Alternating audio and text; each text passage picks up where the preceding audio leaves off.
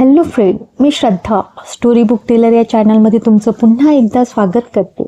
आपण ऐकत आहोत सौ शोभा राऊत यांची लिखित कादंबरी अबोल प्रीत बहरली. चला तर मग ऐकूया भाग 1. रवीच्या स्कूटरचा आवाज ऐकला आणि सुमतीबाईंनी त्याच्या आईने सुटकेचा निश्वास टाकला. त्याचवेळी अनघा म्हणाले, आई ग, रविदा आला आहे.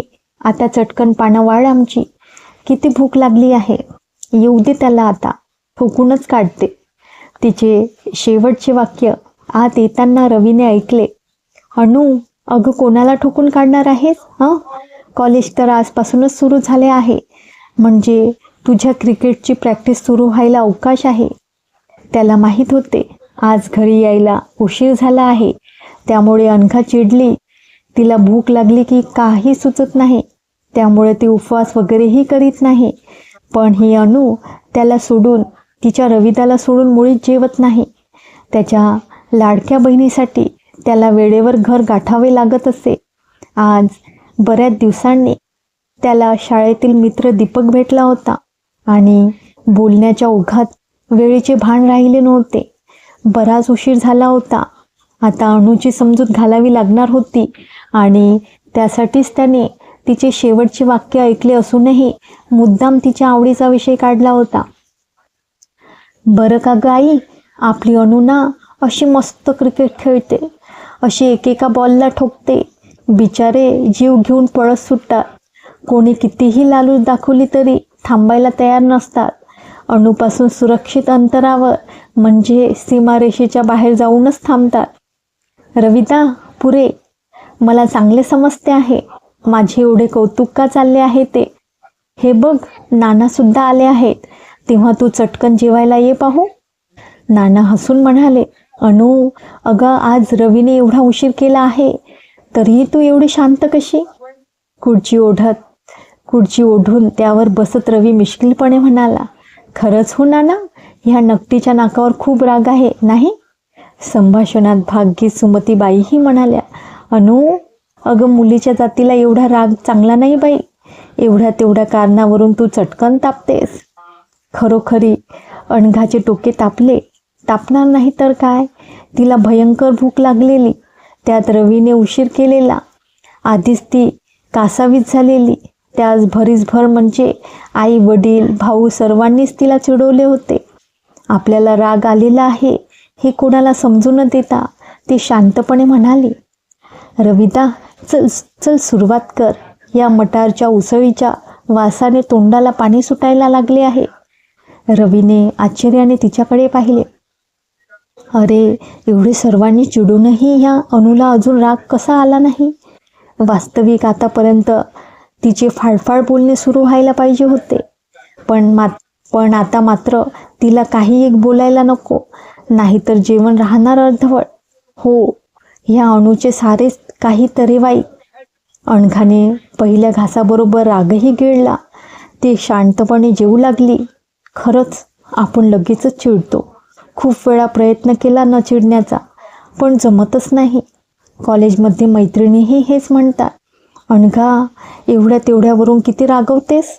तू फाळफाळ बोलतेस आणि राग शांत झाला म्हणजे डोळ्यात पाणी आणून 4-4 वेळा माफी मागतेस. अगं, आम्हाला तुझा स्वभाव माहीत आहे. पण बाईसाहेब, तुझ्या या वागण्यामुळे ज्याला तुझ्या स्वभावाची कल्पना नाही त्या व्यक्तीचा खासच गैरसमज होणार. अनघाने ठरवले. आता मात्र डोके शांत ठेवण्याचा प्रयत्न करायचा आणि खरोखरी अनघाने हसून बोलायला सुरुवात केली. रविदा, तुला उद्या फर्स्ट पिरियड आहे का रे? हो आहे तर. अरे पण उद्या मला फर्स्ट पिरियड नाही. मग मी कशी जाणार कॉलेजला? धत, त्यात काय मोठे. माझ्याबरोबर निघ. 1 तास लेडीज रूममध्ये काढ, झाले. पिरियड नसतानाही मी घाई गडबडीने निघू. छट.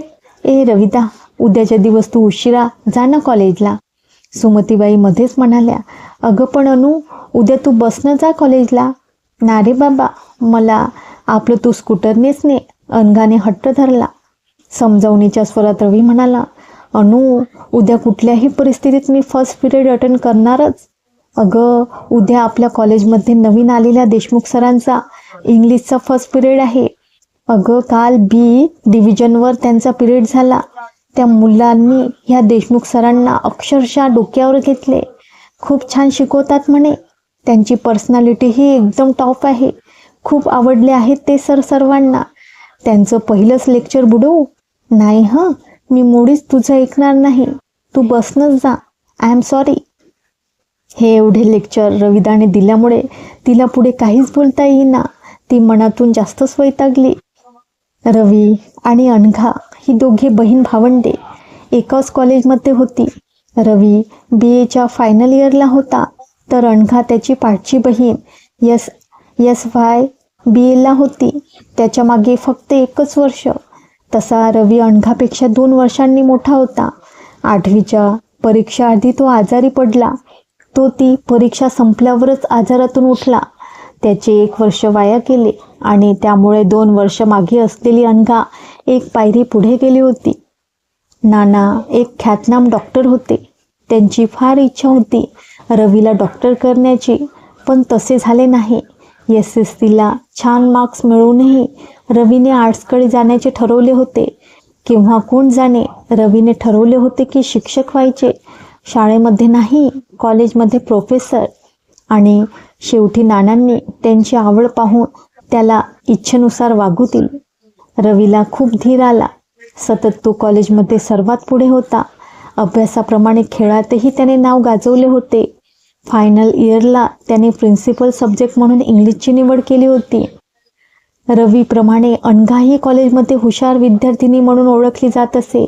अनघा आणि रवीच्या स्वभावात थोडासा फरक होता.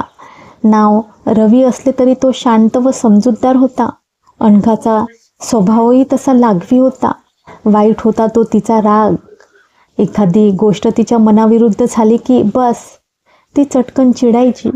तशीच पटकन राग विसरायची देखील, अगदी वळवाच्या पावसासारखी. रवीने वर्गात प्रवेश केला आणि वर्गातील गर्दी पाहून त्याला आश्चर्य वाटले. अजून फर्स्ट बेल व्हायची होती तरी संपूर्ण वर्ग भरला होता.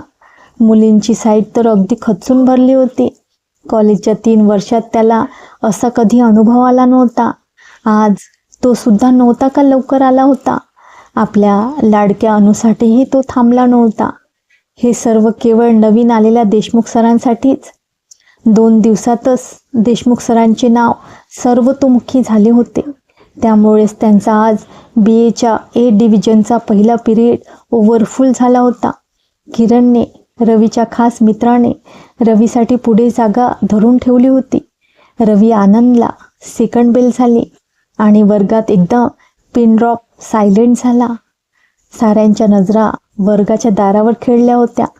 सर्वांच्या चेहऱ्यावर उत्सुकता तळत होती आणि देशमुख सरांनी वर्गात प्रवेश केला. सर्व मुलामुलींनी उत्स्फूर्तपणे उठून गुड मॉर्निंग सर म्हणून अभिवादन केले. किंचित मान तिरकी करून हसत मुखाने त्यांनी अभिवादनाचा स्वीकार केला आणि आपल्या खास आवाजात ते हसून म्हणाले, गुड मॉर्निंग एव्हरीबडी. देशमुख सरांच्या उमद्या व्यक्तिमत्वाकडे सारा वर्ग भारावून पाहत होता. भरपूर उंची, काळेभोर कुरळे केस, कणखर शरीर यष्टी आणि ह्या सगळ्याला शोभेल असा बुद्धिमत्तेचा तेज झळकणारा भावस्पर्शी चेहरा. छे, ते मुळे प्रोफेसर वाटतच नव्हते. त्यांच्यातीलच एखादा उमदा विद्यार्थी. देशमुख सरांनी सर्व वर्गावरून एकदा आपली नजर फिरवली आणि हसत मुखाने इंग्लिशमध्ये बोलायला सुरुवात केली. आज या वर्गात माझा पहिलाच पिरियड आहे, तेव्हा मी प्रथम तुम्हाला माझी ओळख करून देतो. माझे नाव अभिजित देशमुख. नुकताच मी MAT फर्स्ट क्लासमध्ये पास झालो आणि प्रथमच या कॉलेजमध्ये लेक्चरशिप करतोय. महत्त्वाचे म्हणजे ह्याच कॉलेजमध्ये मी विद्यार्थी होतो तुमच्यासारखा. आज माझी बढती तुमच्या ह्या विद्यार्थी बेंचपासून ह्या स्टेजपर्यंत झाली आहे, एवढेच. तेव्हा तुम्ही मला तुमचे फक्त लेक्चरर न समजता मित्र समजावे. तुमचे प्रॉब्लेम्स तुम्ही न संकोचता मला विचारा. असे खेळीमेळीचे वातावरण निर्माण झाले म्हणजे विद्यार्थी आणि शिक्षक यांच्यातील सुसंवाद टिकवता येईल. विद्यार्थ्यांनी टाळ्यांचा कळकळाट करून आपली पसंती व्यक्त केली. अभिजितच्या त्या सुरुवातीच्या बोलण्याने मुलांवर छाप पडली.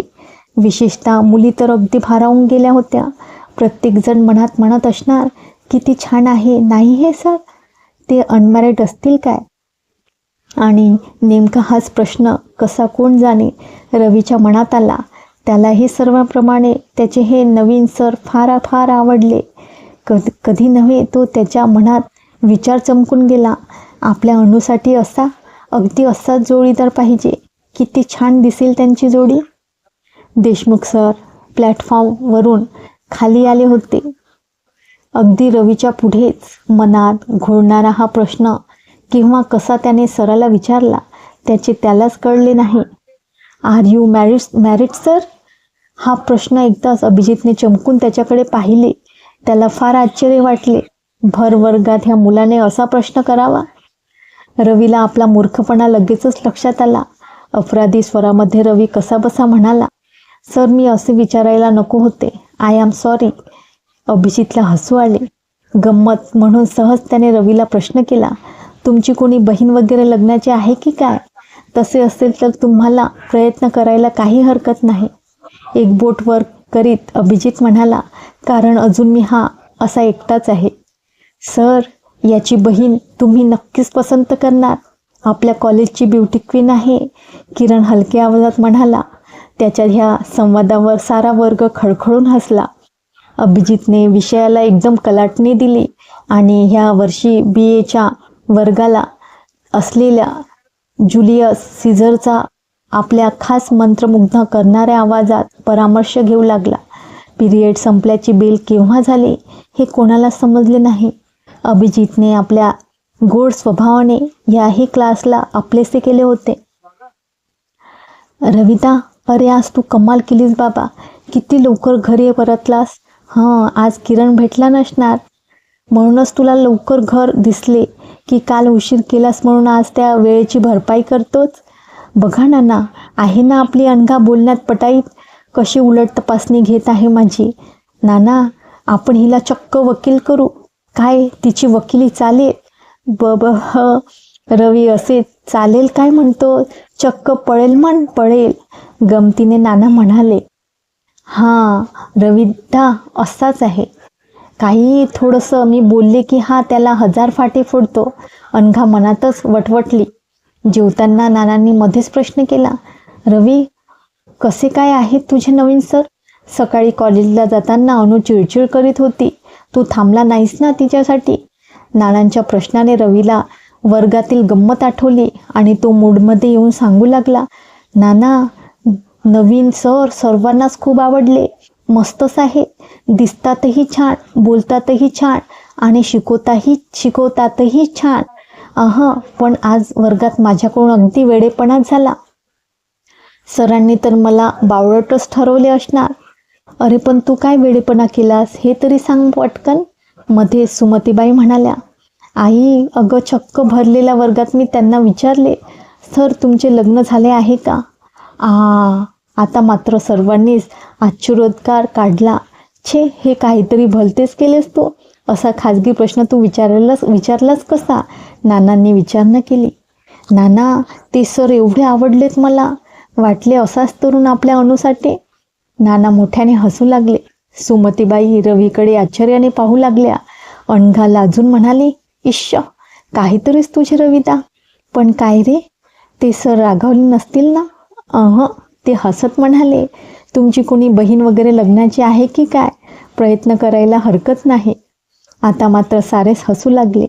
अनघाचा चेहरा सलज्ज झाला. जेवण तर उरकलीच होती. अनघाने तेथून काढता पाय घेतला.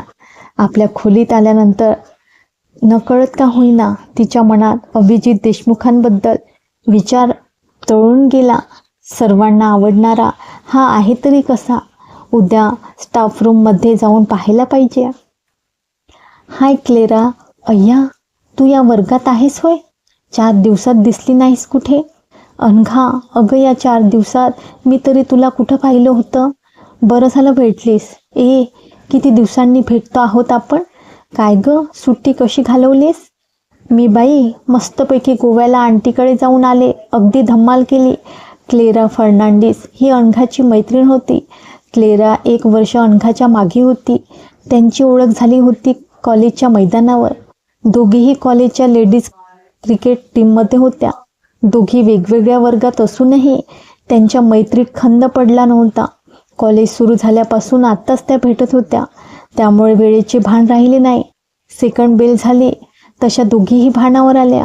अरे बापरे क्लेरा, सेकंड बेल झाली, मी पडते आता. अजून भले मोठे 3 जिने उतरायचे आहे. क्लेराचा निरोप घेऊन अनघा अगदी गडबडीत जवळजवळ पळतच जिने उतरू लागली. जिन्याच्या कठड्याला धरून ती सरसर जिने उतरत होती. सेकंड बेल होईपर्यंत बोलत बसण्याच्या स्वतःच्या मूर्खपणाला ती दोष देऊ लागली आणि तेवढ्यात कॉर्नरवर ती खालून वर येणाऱ्या व्यक्तीवर जोराने आदळली. तिच्या हातातील पुस्तके इस्तता विखुरली. प्रथम ती एवढी बावरली की काय घडले याचा तिला बोधच झाला नाही, पण क्षणात सारा प्रकार तिच्या मेंदूपर्यंत गेला. आधीच उशीर झालेला होता, त्यात ह्या मुलाने आपल्याला मुद्दाम धक्का मारला असणार. तिचा तापट मेंदू एकदम गरम झाला. तिचा रागीट स्वभाव उसळून आला. ओय यू युजलेस स्टुपिड, तुम्हाला देवाने डोळे दिलेत की नाही? मुद्दाम धक्का मारता? काही लाज वाटते का? नवीन दिसता आहात म्हणून इथपर्यंत मजल मारली. सांगून ठेवते, माझ्या वाटेला गेलात तर. पुन्हा एकदा तिला उशीर झाल्याची जाणीव झाली. ती पुस्तक घेण्यासाठी खाली वाकली. अभिजितही तिला मदत करण्यासाठी पुस्तके उचलू लागला आणि अनघाचे कडक शब्द त्याच्या कानावर पडले. ओ मिस्टर, पुरे तुमची मदत. माझी पुस्तके उचलायला मी समर्थ आहे. तुमचे ओदारे नको तिथे नका उगीच वाया घालवू. चालू लागा तुमच्या वाटेला. आणि आता प्रथमच अभिजित बोलू लागला. मिस, तुम्हाला वाटते आहे तसे काही घडले नाही. तुमचा गैरसमज झालेला आहे. केवळ हा अपघात होता. तेव्हा तुम्ही प्लीज त्याला पुढे काही बोलू न देता. अनघा चटाचटा पायऱ्या उतरू लागली.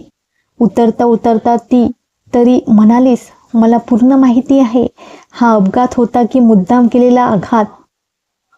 खरे म्हणजे तिला आणखी बोलायचे होते, परंतु तेवढा वेळ तिच्याजवळ नव्हता. त्यामुळे त्याच्यावर एक जळजळीत कटाक्ष टाकून ती चालू लागली. तिच्या वर्गाजवळ ती आली. पुढचे दार बंद होते, म्हणजे देसाई मॅडमने शिकवायला सुरुवात केली. ती चटकन मागच्या दारातून क्लासमध्ये शिरली. देसाई मॅडमने तिच्याकडे एकवार पाहिले आणि पुढे शिकवायला सुरुवात केली. प्रत्यक्ष व्यवहारात विशिष्ट स्थानाच्या संदर्भात व्यक्तीकडून आपल्या भूमिका पार पाडल्या जातातच असे नाही, कारण व्यक्तीची ती भूमिका पार पाडण्यासाठी पात्रता ही 2 गोष्टींवर अवलंबून असते. एक म्हणजे आनुवांशिक गुण, दुसरे म्हणजे अनुभव किंवा शिक्षण. अनघाने नोट्स काढण्यासाठी सोशॉलॉजीची वही काढली. पेनसाठी तिने पर्समध्ये हात घातला. त्याचवेळी तिला आठवले, बोलता बोलता क्लेराने आपल्या हातातले पेन घेतले होते, पण शेवटी घाईत पेन परत करायला ती आणि मागून घ्यायला अनघा विसरली होती. झाले, एवढी धावपळ करून काही फायदा झाला नाही. लेक्चर आता फक्त ऐकावेच लागणार. ती शांतपणे लेक्चर ऐकू लागली. समाजात व्यक्तीच्या भूमिकेचा विचार करताना व्यक्तीच्या सामाजिक स्थानाचा विचार करणे आवश्यक असते. सर्वसामान्य स्थान जरी सारखे असले तरी प्रत्येक व्यक्तीच्या भूमिकेत फरक असतो. उदाहरणार्थ विद्यार्थी. सर्वच विद्यार्थी एकाच प्रकारचे नसतात. ह्या वाक्याने अनघाची लेक्चर एकाग्रतेने ऐकण्याची समाधी भंग पावली. खरेच आहे, सारे विद्यार्थी सारखे नसतात. मघाचा तो विद्यार्थी, झालेला तो प्रकार आणि आता या क्षणी अनघाला त्याचा गोंधळलेला चेहरा आठवला. तिला हसू येऊ लागले. अगदी मवाली बदमाश असणार. दिसायला तसा टॉपच होता हा, पण सुंदर असून काय करायचं, नालायक कुठला, ती मनातच त्याला बडबडली. पण त्याचे एवढे डेअरिंग तरी कसे झाले? चक्क धक्का मारला. नवीन दिसतोय, नाहीतर ही अनघा म्हणजे काय हे सर्वांना ठाऊक आहे. जाऊ दे. तिच्या दृष्टीने नालायक असलेल्या त्या तरुणाचे विचार तिनं झटकून टाकले. कॉलेज सुटल्यावर तिने आपल्या सर्व मैत्रिणींना जिन्यावर घडलेली दे धम्माल वार्ता सुनावली. अनघा, तू मात्र कमाल करतेस हा. अगं, एखाद्या वेळेस खरंच तो अपघात असेल. तूच घाई गडबडीत चालली होतीस ना, मग कशावरून त्याने तुला जाणून बुजून धक्का मारला म्हणतेस? शीतलने विचारले. म्हणजे तुला काय म्हणायचे आहे शीतल? तो निव्वळ अपघात होता? छट, मला खात्री आहे त्याने मुद्दाम धक्का मारला आहे. अगं, एखादी असती तर त्याचे देखणे रूप पाहून हसली असती, आय एम सॉरी म्हणून मोकळी झाली असती. पण मला तसल्या मुलींप्रमाणे वागता येत नाही. मी चांगलंच झापले त्याला. अनघा, अगं, माझ्या बोलण्याचे वाईट वाटून घेऊ नकोस. तू चटकन चिडतेस आणि फाडफाड बोलायला सुरुवात करतेस. तुझा स्वभाव माहीत आहेत आम्हाला म्हणून बोलले ग. हे बघ, पुन्हा तो तुझ्या वाटेला गेला तर आम्ही सर्वजणी तुला मदत करू त्याची वाट लावायला. मैत्रिणींना आश्वासन दिले आणि अनघाचे समाधान झाले. चला तर मित्रांनो, आता येथेच थांबूया. भेटूया उद्याच्या भागात. तोपर्यंत नमस्कार.